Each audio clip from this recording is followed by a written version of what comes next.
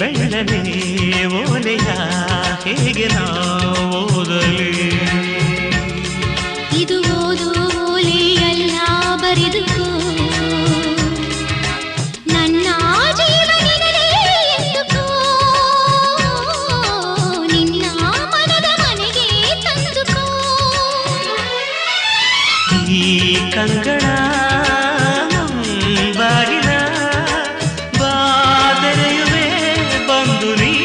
ಸೇರಿಕೋ ಓ ಮೇಘವೇ ಮೇಘವೇ ವಂದನೆ ಸಂಧಾನದ ಪಾತ್ರಕ್ಕೆ ವಂದನೆ